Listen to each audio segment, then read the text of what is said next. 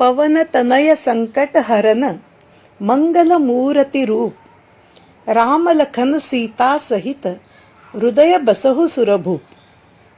नमस्ते, मैं वंदना श्री हनुमान जन्म कथा और राम कार्य की इस तीसरी कड़ी में आपका हार्दिक स्वागत करती हूँ। सूक्ष्म रूप धरी सिय ही दिखावा, विकट रूप धरी लंक जरावा, भीम रूप धरी असुर संहारे, रामचंद्र के काज सवारे। आपने पिछली कड़ी में सुना कैसे श्री हनुमान ने सूक्ष्म रूप धारण किए लंका में प्रवेश किया और सीता माता की खोज की। विकट रूप धारण किए वैभवशाली सोने की लंका भस्म कर दी। विकराल रूप लेके असुरों का संहार किया और सीता मैया की वार्ता लिए वायु वेग से पुनः श्री राम तक पहुंच गए। देवी सीता की कुशल वार्ता सुनते ही श्री राम और पूरी वानर सेना लंका तक पहुंचने के लिए समुद्र पर सेतु निर्माण की योजना बनाने लगी। विश्वकर्मा जी के वंशज नल और नील की देखरेख में कुल 5 दिनों में 100 योजन लंबाई और 10 योजन चौड़ाई के साथ ये अद्भुत सेतु का निर्माण हुआ। बड़ी अधीरता से श्री राम सहित पूरी वानर सेना सागर पार कर लंका तक पहुंच गई। अंगद को दूत बनाकर रावण को समझाने का और युद्ध टालने का अंतिम प्रयास भी विफल होने पर राम और रावण युद्ध का प्रारंभ हुआ। दोनों ही ओर से वीर, महावीर, महाबली वीर अस्त्र शस्त्रों का प्रहार कर रहे थे। रावण पुत्र मेघनाद के शक्तिशाली बाण और राम लक्ष्मण के अमोघ बाण वर्षा के कारण इस घमासान युद्ध में अनेकों असुर और वानर धराशायी होने लगे। रावण पुत्र मेघनाद यानी इंद्रजीत अतुल पराक्रमी था।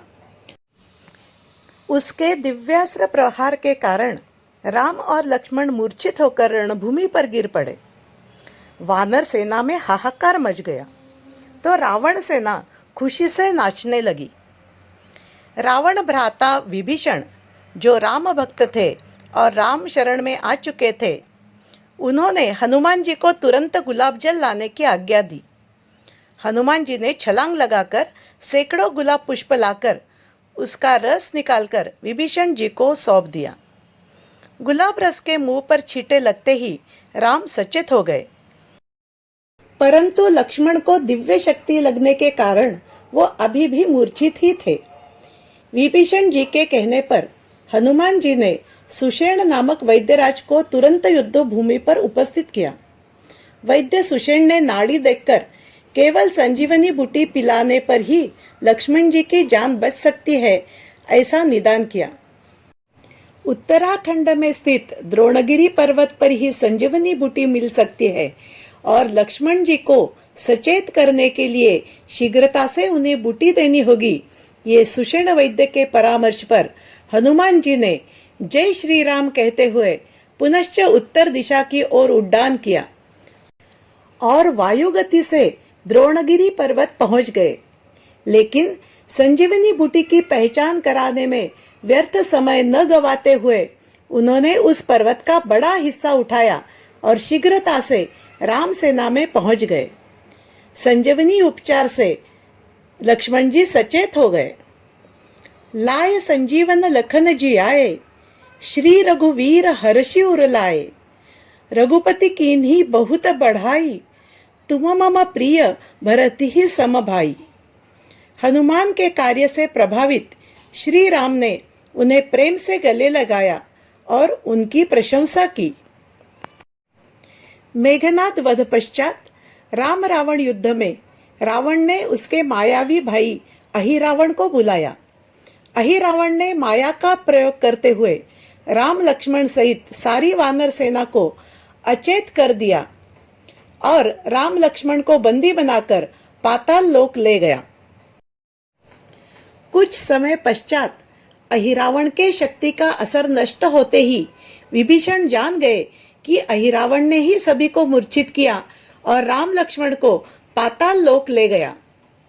विभीषण जी के कहने पर हनुमान जी तुरंत पाताल लोक गए।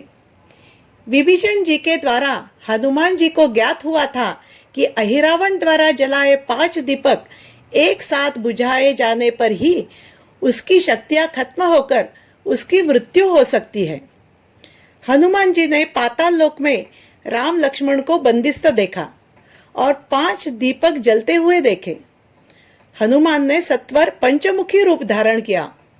वराहमुख, नरसिंहमुख, गरुड़ मुख, हयग्रीव मुख एवं हनुमान मुख, इन 5 मुखों को धारण कर उन्होंने 5 दीपक एक साथ बुझाए। मायावी शक्तियां नष्ट होते ही हनुमान ने अहिरावण का वध किया और राम लक्ष्मण को बंध मुक्त करके युद्ध भूमि पर ले आए। राम रावण के घनघोर युद्ध पश्चात राम द्वारा रावण का वध हुआ। विभीषण को लंका का राज्य सौंपकर राम ने सीता लक्ष्मण सहित पुष्पक विमान से अयोध्या के लिए प्रस्थान किया। रामायण कथा में महावीर राम भक्त हनुमान का कार्य अतुलनीय है।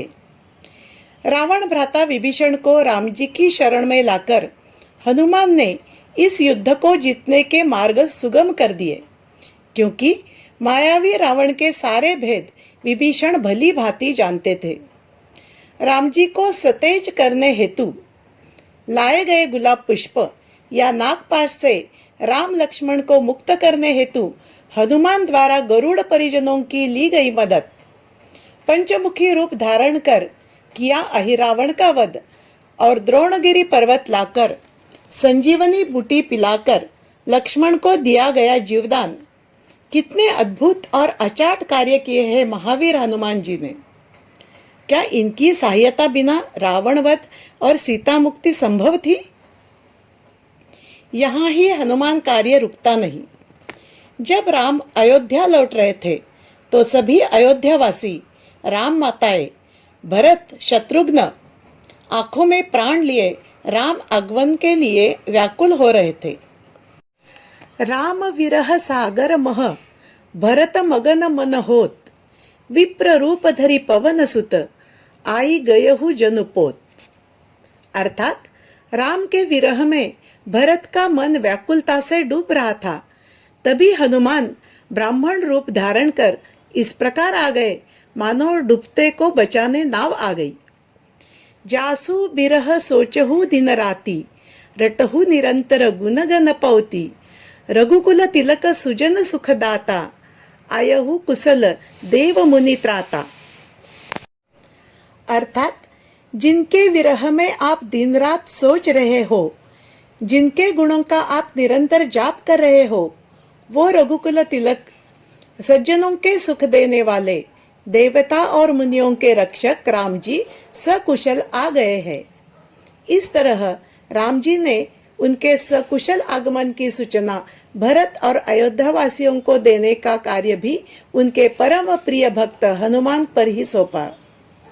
राम भक्त हनुमान का जन्म ही राम कार्य के लिए हुआ है। हनुमान रूप में 11वें रुद्र अवतार के पीछे कारण था कि भगवान शंकर को भगवान विष्णु के दासत्व का वरदान प्राप्त हुआ था। इस अवतार में भगवान शंकर ने राम की सेवा भी की और रावण वध में उनकी सहायता भी की। चिरंजीवी बजरंग बली इस कलयुग में शीघ्रता से भक्तजनों की सहायता करते हैं। चारों जुग प्रताप तुम्हारा है प्रसिद्ध जगत उजियारा।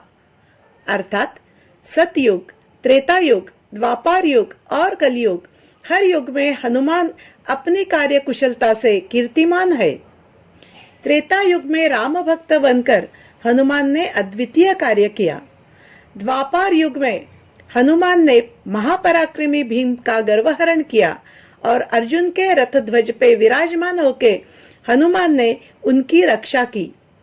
इस कलयुग में भी हनुमान जी भक्तों की रक्षा करने सदैव तत्पर है। दासे रोग हरे सब पीरा, जपत निरंतर हनुमत बीरा। संकट ते हनुमान छुड़ावे, मन क्रम बचन ध्यान जो लावे।